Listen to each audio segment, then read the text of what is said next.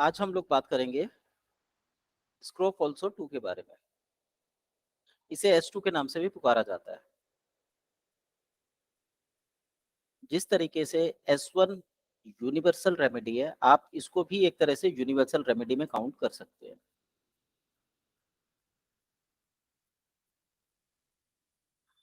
वैसे ही क्योंकि हमने इसे यूनिवर्सल माना है, तो इसका मतलब ये हुआ कि ये संपूर्ण शरीर पर लसिका ग्रंथियों पर अपना विशेष प्रभाव रखती है। काम इसके सारे S1 की तरह ही है, पर फर्क क्या है? S1 भरे हुए अंगों पर अपना प्रभाव रखती है, जबकि S2 जो है वो खोखले अंगों पर या जो लटकते हुए अंग होते हैं या शरीर में यदि कोई नसें लटक जाए, ढीली पड़ जाए, उन पर अपना प्रभाव रखती है। ये अंग विशेष हैं: gall bladder, urinary bladder, intestine, stomach, gall bladder, जो दुग्ध ग्रंथियां होती हैं उनके ऊपर। इसे हम रसवर्धक औषधि भी कहते हैं। ये हमारे शरीर में रस की मात्रा को बढ़ाती है। इसका मतलब ये हुआ कि यदि हमारा शरीर ड्राई पड़ने लगे, नसों में सूखापन आ जाए, तो आप इस औषधि का प्रयोग कर। इसी तरीके से यदि हमारे शरीर में रस ज्यादा बन रहा हो, शरीर में सूजन आ जाए, पानी ज्यादा बनता हो, एसिडिटी की समस्या हो, तब भी हम इस औषधि का प्रयोग कर सकते हैं। मेन रूप से जब हम इसके कम डाइल्यूशन का, निम्न डाइल्यूशन का प्रयोग करते हैं, तो ये हमारे शरीर में रस का निर्माण करने लगती है। ये इसकी एक खास खूबी है। मोस्टली आजकल जो हमारा लाइफस्टाइल हो रखा है, इसके अंदर हमारे शरीर में ड्राइनेस आ जाती है। ड्राइनेस के कारण ही विटामिन डी की डेफिशिएंसी, ड्राइनेस के कारण ही मांसपेशियों में शक्ति, हार्डनेस। ठीक है। अ, इसी में कमी अगर आ जाए तो हमारा शरीर कठोर होने लगता है। तो जब ऐसी अवस्था हो, तब हम S2 का प्रयोग कर सकते हैं। एसिडिटी बनती हो, वॉमिट जैसी फीलिंग हो, यूरिन रुक जाए, थायराइड की दिक्कत हो, इस औषधि का प्रयोग अच्छे से किया जा सकता है। तो मूल रूप से ये औषधि जो है हमारे लिवर की, गॉल ब्लैडर की,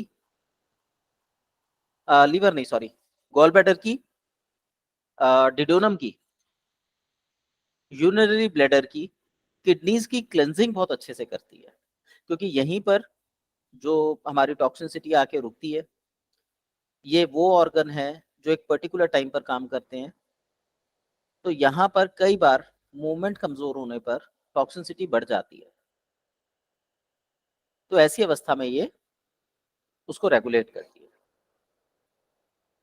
यदि किसी वजह से शरीर में पित्त का एकुमुलेशन हो जाए, जिसे हम नॉर्मली गॉल ब्लैडर स्टोन भी बोल देते हैं, उस समय पर भी ये औषधि बहुत अच्छा रोल निभाती है।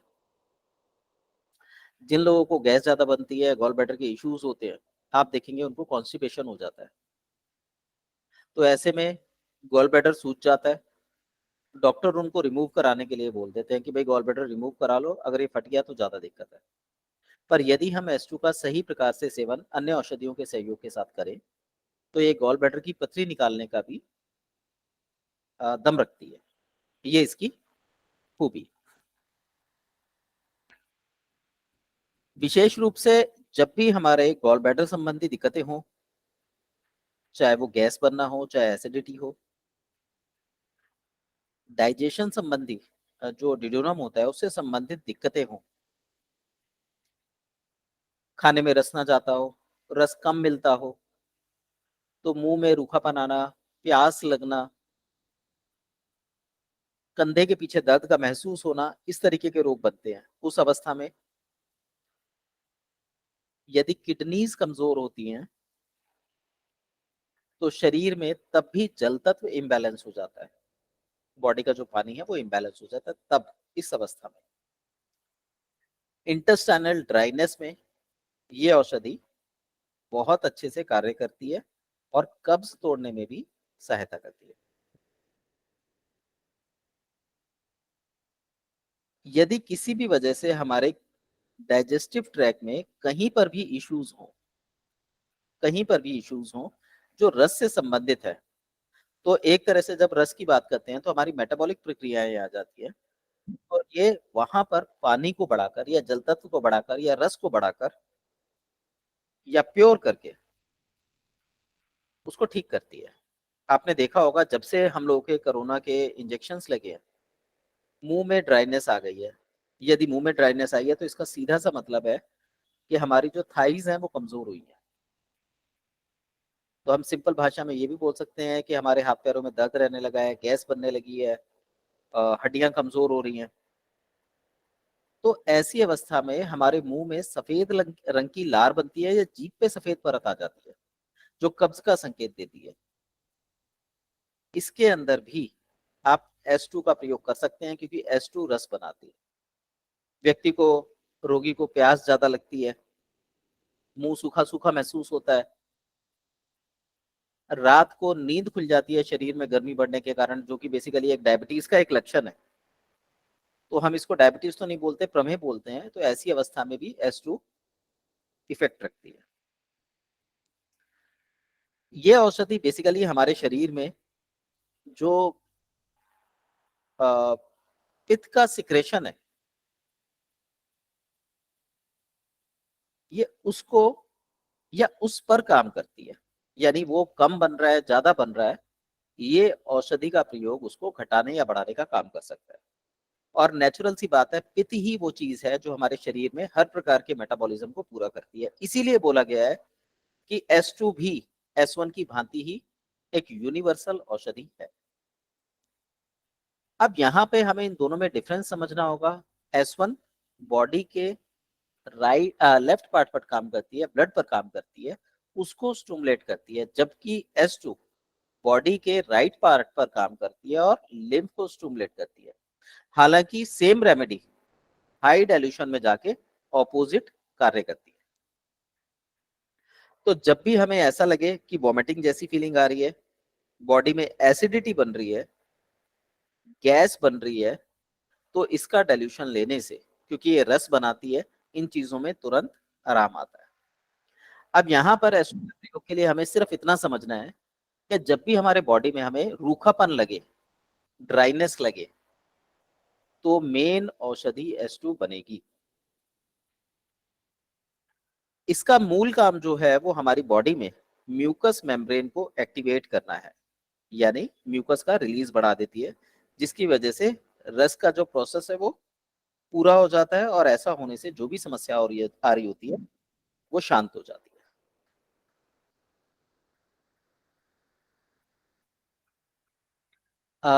इसके साथ एक चीज और लिख लीजिए। यदि नर्वस सिस्टम में कोई इशू हो, नर्वस सिस्टम लगातार काम करता है तो हीटअप हो जाता है, और जब हीटअप हो जाता है तो उसको रेगुलेट करने के लिए, बैलेंस करने के लिए S2 एक बेहतरीन रेमेडी के रूप में काम करती है। तो अधिकतर F1 औषधियों के साथ यदि आप देखेंगे तो S2 का प्रयोग किया जाता है। इसके अलावा बॉडी में गैस बनती हो, विशेषकर पेट में, जिसे हम वायु बोलते हैं, अफारा हो, शूल हो, ऐसी अवस्था में आप इसका प्रयोग कर सकते। एसिडिटी हो, क्योंकि एसिडिटी एक कॉमन समस्या है, आप इसका प्रयोग कर सकते हैं। इसी तरीके से जब भी हमें रेस्पिरेशन संबंधी प्रॉब्लम्स होती हैं, सूखी हवा महसूस होना या नाक पानी की तरह बहने लगना या पुराना जुकाम हो जाए, वो, तो जहां कहीं भी पानी टपकने जैसी या पानी की कमी यानी ड्राइनेस आती हो, आप वहां पर इस औषधि का प्रयोग कर सकते हैं। विशेष रूप से इसे महिलाओं की औषधि भी बोला जा सकता है। जैसा मैंने बताया था, S1 पुरुषों की रेमेडी है, तो S2 महिलाओं की रेमेडी है। पुरुषों में S2 लटकते खोखले अंगों के लिए एक बेस्ट रेमेडी है, जबकि महिलाओं के लिए S2 पेट से, नाभि से ऊपर की विशेष रेमेडी है। तो जब भी महिलाओं में दुग्ध संबंधी समस्याएं आती हैं, तो ये रेमेडी एक बेहतरीन रेमेडी के रूप में काम करती है। जैसे दूध, माँ का दूध जो है कम बनने लगे, ज्यादा बनने लगे, वहां पे मांसपेशियां कड़ी हो जाए, लिम्फेटिक सिस्टम में ड्रेनेज में प्रॉब्लम आ जाए, कैंसर हो जाए, इन चीजों में ये बहुत मदद करती है। इसी तरीके से जब हम जो वार्ड्स होते हैं उनकी औषधि बनाते हैं, उसके अंदर भी S2 एक अच्छी औषधि है। और ऐसे ही जैसे मैंने बताया, ये रस बनाती है, तो जब हमें घाव हो जाते हैं और वो सूखे, तो सूखने पर खुजली पैदा करते हैं, उस खुजली को खत्म करने के लिए S2 का प्रयोग किया जा सकता है। जिस तरीके से S1 में 9 औषधियां थी, उसी तरीके से S2 में भी टोटल 9 औषधियां हैं। इसके अंदर जो आपकी S1 की जो मेन रेमेडी है, जिसे हम नक्स वोमिका बोलते हैं, वो हट जाती है S1 में से, और S2 में लाइकोपोडियम औषधि जोड़ दी जाती है। सिर्फ यही अंतर है, बाकी की 8 रेमेडीज दोनों में सेम है, लेकिन उनके जो पार्ट्स हैं, जैसे S1 में तो हमने सारी चीजें 10-10-10-10 ली थी, इसके अंदर कोई औषधीय पादप जो है वो 5% है, कोई 15% है, कोई 10% है, कोई 25% है। तो अलग अलग तरीके से हमने इसमें काउंट किया हुआ है। तो इस तरीके से जो S2 की मूल प्रभाव है, वो रस को कंट्रोल करना है, जबकि S1 का मूल प्रभाव रक्त पे काम करना है। तो ये हमें अच्छे से समझना होगा। जब भी रक्त में कोई दोष उत्पन्न होगा, हम S1 का प्रयोग करेंगे, और जब भी रस में कोई दिक्कत उत्पन्न होगी, हम S2 का प्रयोग करेंगे। अगर आप हायर डाइल्यूशंस में जा रहे हैं, तो S1 रस पे कार्य करती है और S2 रक्त पे कार्य करती है। तो अगर हम इन दो बातों को समझ जाते हैं, तो हम इन दो औषधियों का बहुत अच्छे से प्रयोग कर सकते हैं। अवस्था मैं पीछे की क्लासेस में आपको बता चुका हूँ कि लक्षण क्या आते हैं, S1 के लक्षण क्या है, S2 के लक्षण क्या है। अब हम बात करते हैं इसके डाइल्यूशंस की। S2 का जो फर्स्ट डाइल्यूशन है, ये मूल रूप से जल क्रिएट करने में, रस क्रिएट करने में मदद करता है।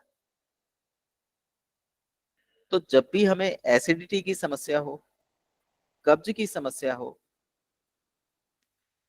गैस की समस्या हो, साइटिका का पेन ड्राइनेस के कारण होता है, ये हो, या अदर किसी भी तरीके का पेन हो, S2 का डाइल्यूशन इनको शांत करने का काम करता है, मतलब इनको ठीक करता है।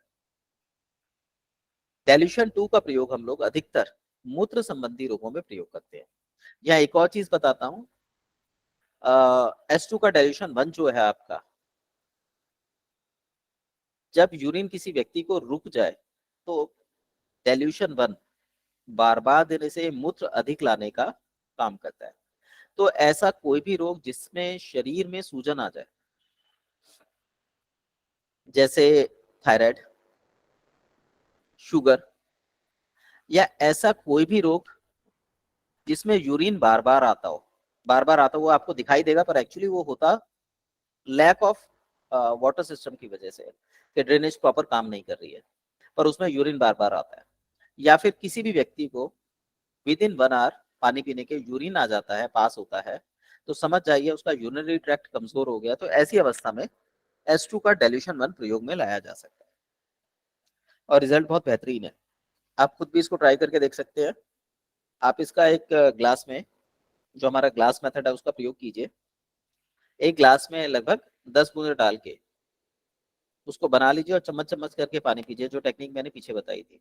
जब आप ऐसे पानी पियेंगे, तो थोड़ी देर बाद आप देखेंगे खुल के यूरिन आ रहा है। तो यूरिन में, किडनी में, यूरेथ्रा में कभी अगर स्टोन वगैरह बनते हैं, तब भी ये रेमेडी बहुत अच्छा काम करती है डाइल्यूशन 1 के रूप में। डाइल्यूशन 2 बेसिकली सेफ माना जाता है। इसमें ना तो पूरी तरह ऐसे कॉम्बिनेशन होते हैं जो यूरिन को एकदम से खोलते हैं, और ना ही ऐसे कॉम्बिनेशन होते हैं जो नसों को सिकोड़ते हैं। तो डाइल्यूशन 2 इसका बेस्ट माना जाता है S2 का। इस डाइल्यूशन पर अधिकतर हम लोग यूरिन से संबंधित प्रॉब्लम में, गॉल ब्लैडर के पेन में या जब कभी पथरी हमारा दर्द करती है उसके अंदर, या जेनेटाइल प्रॉब्लम्स, मेल जेनेटाइल प्रॉब्लम्स में, गैस्ट्रिक इश्यूज में, हायर एसिडिटीज में जो बार बार बनने वाली एसिडिटी होती है, उसके अंदर हम डाइल्यूशन 2 का प्रयोग कर सकते हैं। डाइल्यूशन 1 का प्रयोग जो कभी कभार एसिडिटी बनती है उसमें, जो एक्यूट कंडीशन की होती है उसमें प्रयोग की जाती है, जबकि डाइल्यूशन 2 का प्रयोग जो कॉन्टिन्यूअस रहने वाली एसिडिटी होती है उस पर किया जाता है। इसी तरीके से डाइल्यूशन 3 और 5 यानी 3 to 5 का प्रयोग हम लोग कुष्ठ रोग पे, महिलाओं में होने वाले मस्तिष्क संबंधी रोगों में, विशेषकर हिस्टीरिया में, अंगों में कंपन होती हो, सिर में लगातार दर्द बना रहता हो, शरीर में कहीं पर भी ऐंठन हो जिसमें मस्तिष्क का रोल हो तनाव के कारण, तो ऐसी अवस्था में हम तीसरे से पांचवें डाइल्यूशन का प्रयोग कर सकते हैं। अब फाइनली आता है हायर डाइल्यूशन का प्रयोग कब करना चाहिए।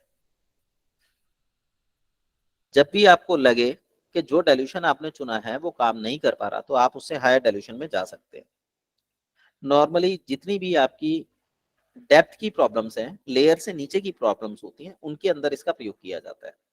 इसको हम ऐसे समझ सकते हैं कि सपोज कीजिए, जैसा मैंने अभी बताया कि एसिडिटी किसी को एक्यूट है, डाइल्यूशन 1 का प्रयोग किया, सब एक्यूट है, डाइल्यूशन 1 और डाइल्यूशन 2 का प्रयोग किया, क्रॉनिक अवस्था में आ गई, डाइल्यूशन 2 का प्रयोग किया। लेकिन अगर डीजनरेटिव कंडीशन में पैदा हो जाए एसिडिटी कि रेगुलर रूप से बनती है और हर बार बनती है, तो ऐसी अवस्था में आपको हायर डाइल्यूशन में जाना होगा। इसी तरीके से यदि महिलाओं में दूध अधिक बनने लगे, महिलाओं में रस की समस्या अधिक हो, जैसे लिकोरिया, पुरुषों में अंडकोशों में सूजन आ जाना, जो साइटिका पेन है जिसके अंदर बेसिकली हमारी नस जो है हड्डी के बीच में दब जाती है, तो उसमें आराम तो आता है नीचे डाइल्यूशन लेने से, पर वो ठीक नहीं होती। तो ठीक करने के लिए कि नस को ताकत मिल सके, हम हायर डाइल्यूशन का प्रयोग कर सकते हैं।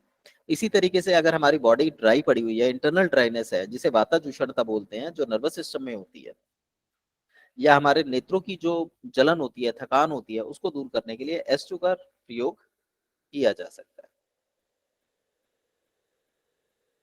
इसका प्रयोग हम लोग पानी और गोली दोनों में कर सकते हैं। जैसे S1 के विपरीत ये रेमेडी है, वैसे ही प्रयोग, दवाओं के प्रयोग का तरीका भी विपरीत होगा। S1 का यदि रस प्रकृति का व्यक्ति है तो हम उसे गोलियों में देते हैं, और यदि रक्त प्रकृति का व्यक्ति है तो हम उसे पानी में देते हैं, S1।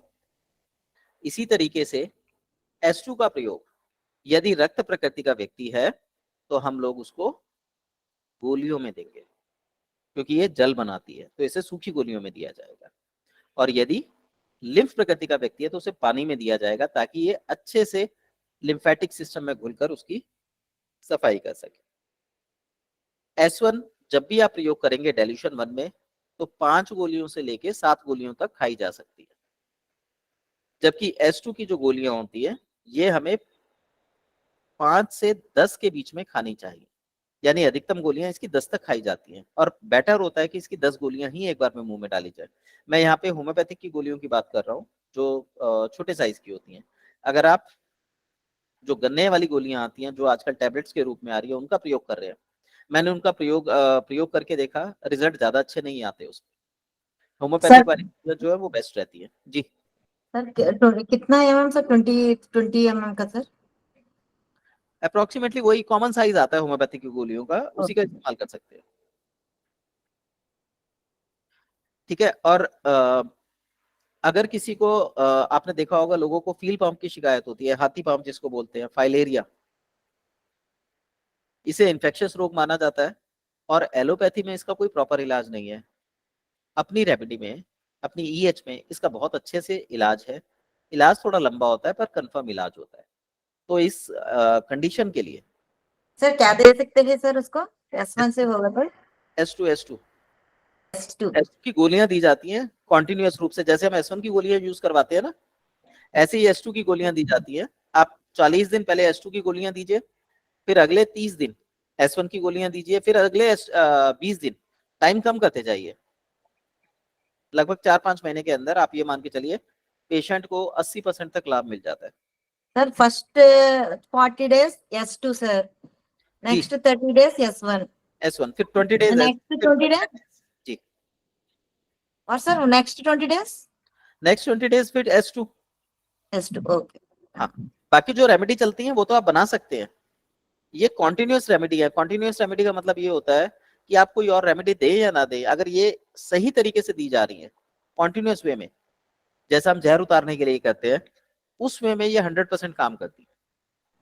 सर D4 इतना सर, फर्स्ट डिलीशन। हाँ, फर्स्ट सॉल्यूशन बोलिए, D4 नहीं बोलेंगे। Okay first.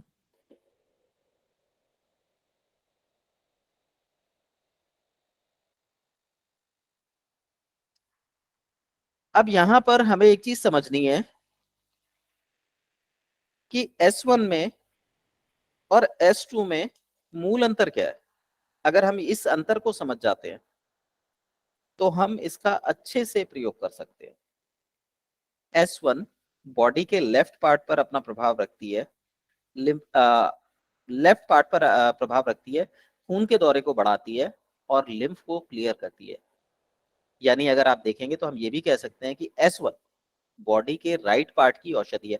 यहाँ पे जो कंफ्यूजन होती है सारी यही होती है कि कभी हम कहते हैं कि ये रक्त पे काम कर रही है और रिजल्ट दे रही है रस के, तो ये बहुत कंफ्यूजिंग कॉन्सेप्ट हो जाता है। आपने ये ध्यान रखना है कि S1 ब्लड को उत्तेजित करती है और लिम्फ की सफाई करती है, जबकि S2 लिम्फ को उत्तेजित करती है और ब्लड की सफाई करती है। तो प्रयोग विधि आपके हाथ में है। अगर ये सूत्र आपको याद हो जाता है, समझ आ जाता है, तो आप आसानी से किसी भी चीज को S1 और S2 के थ्रू काफी हद तक काफी रोगों को कंट्रोल कर सकते हैं। सर जी, सर S1 का हायर डायलेशन S2 जैसा अपोजिट काम आता है को बोले ना सर? हाँ जी। मेरे कितना कितना हायर डायलेशन अपोजिट होने काम आता है सर? मैम देखिए, इसमें नॉर्मली जो है 10th डाइल्यूशन काम कर जाता है। 10th और अपोजिट। हायर डाइल्यूशन काम करते हैं। हाँ जी। ओके।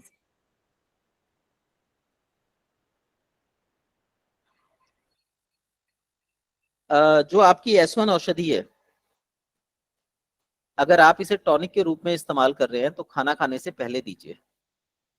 हम औषधियों को टॉनिक के रूप में भी इस्तेमाल करते हैं। तो S1 की औषधि खाना खाने से पहले दीजिए टॉनिक के रूप में। वहीं आप S2 का इस्तेमाल करा रहे हैं टॉनिक के रूप में, तो खाना खाने के बीच में इसका प्रयोग कराइए या खाना खाने के बाद में इसका प्रयोग कराइए। ये भी ध्यान रखिएगा, मेडिसिन में ये चीजें बहुत उसमें काम आती हैं, अच्छे से काम आती हैं। सर ये S1 कभी भी बिफोर मील्स ही यूज करते हैं ना sir? S10 after meals use करते हैं ना सर? जी, एस्टन तो आपकी आफ्टर मील ही यूज होती है, लेकिन स्क्रोफोल्सो 2 का जब हम पोषण के रूप में, टॉनिक के रूप में बात कर रहे हैं, तब हम इसकी प्रयोग विधि खाना खाने के बाद करते हैं। ठीक है, अब हमने इसको खाने के बाद क्यों लिया है? जैसा मैंने बताया, ये रस बनाती है। अगर आप खाना खाने से पहले रस बनाएंगे, आपका खाना पचेगा ही नहीं। लेकिन खाना खाने के बाद जब रस बनता है, तो जो बॉडी के अंदर ड्राइनेस होती है वो खत्म होती है और खाने का अच्छे से पाचन होता है। ये छोटी छोटी बातें हैं जो बेसिकली आपको बुक्स में नहीं मिलेंगी। Sir S1 before meals, S2 after meals. Mid meal और after meal okay normally sir. Hmm. जी, सर ये डिफरेंस इसमें एक्चुअली S1 यूज करते को बोले ना सर, ये सब बिफोर मील्स हम यूज कर सकते हैं ना सर फर्स्ट डिलीशन में? S1 फर्स्ट सोल्यूशन में। हाँ जी मैम, अब प्लीज कोई बीच में बोलिए, मैं टॉपिक खत्म कर लूं फिर आप आ जाइए, खत्म होने वाला है टॉपिक। S1 जो है वो बेसिकली जो पित्त प्रकृति है या रक्त प्रकृति है, ऐसे पेशेंट्स के लिए नहीं है। ये इनको चक्कर ला सकती है, कमजोरी महसूस करा सकती है, थकान दिला सकती है, नींद ज्यादा ला सकती है।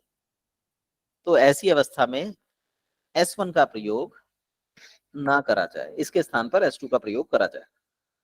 आप देखेंगे पेशेंट के सिम्टम S1 से मिलते जुलते हैं, और आप S1 देंगे तो आपके पेशेंट को ज्यादा नींद आने लगेगी।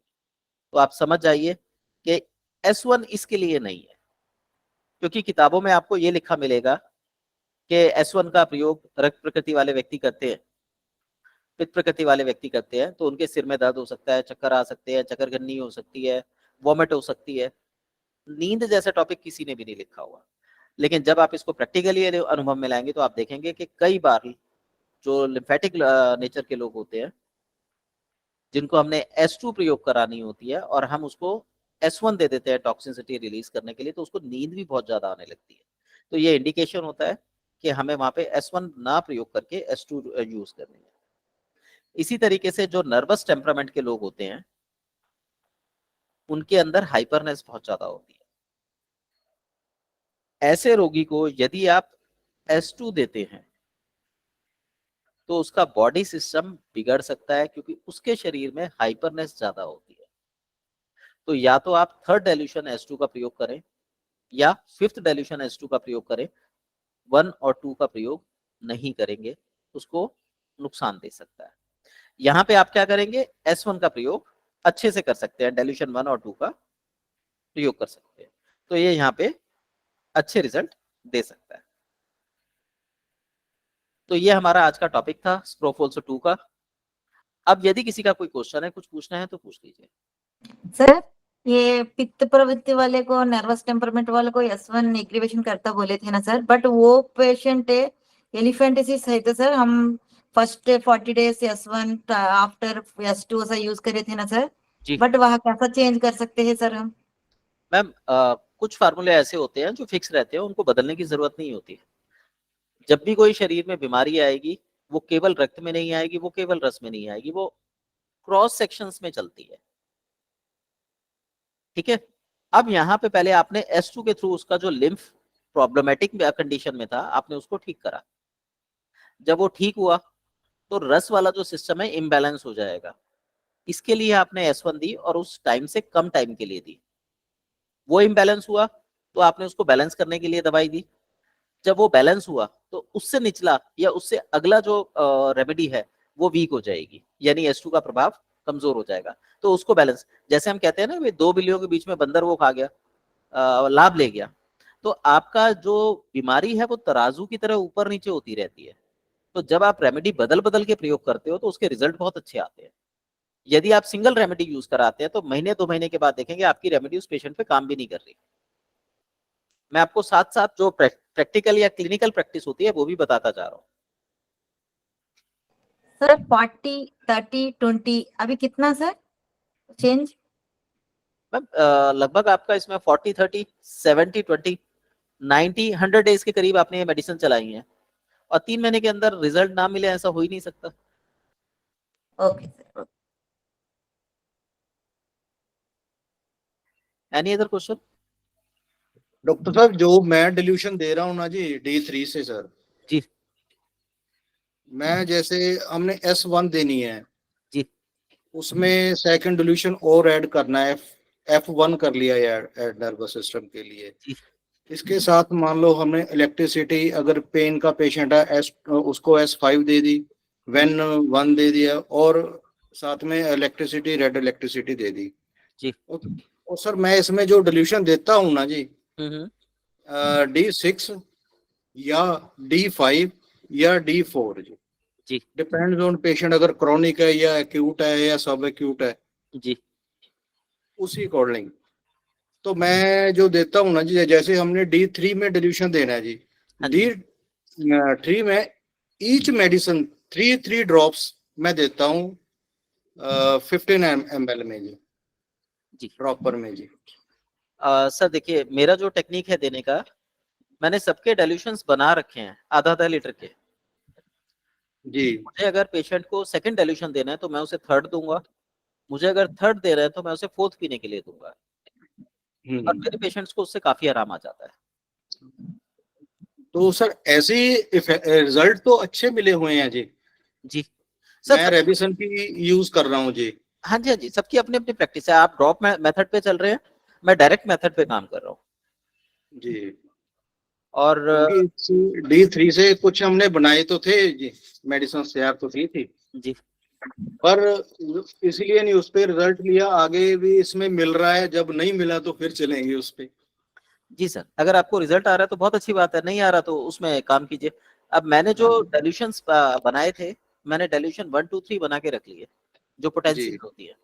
जी अब जी मेरे पास कोई पेशेंट आता है, मुझे लगता है उसको डाइल्यूशन देना है, पोटेंसी देनी है, सपोज कीजिए 2 की, तो मैं अपने पास से उसको 2 ही दूंगा। वो जब उसे पानी में मिलाएगा तो अकॉर्डिंग टू एज वो 3 बन गया, पर मुझे उससे कोई मतलब नहीं है, मैंने उसे 2 दे दिया। अब मुझे कॉम्बिनेशन बनाने हैं, सपोज कीजिए डाइल्यूशन 1 का, 3 का, 5 का, 7 का मिक्स करना है, तो मैं एक ही उसमें बना के मिला के दे सकता हूँ बराबर बराबर भाग में। और मुझे किसी जी दवाई का प्रभाव बढ़ाना है तो मैं उसको थोड़ा ज्यादा डाल दूंगा। तो मेरा काम करने का तरीका ये है।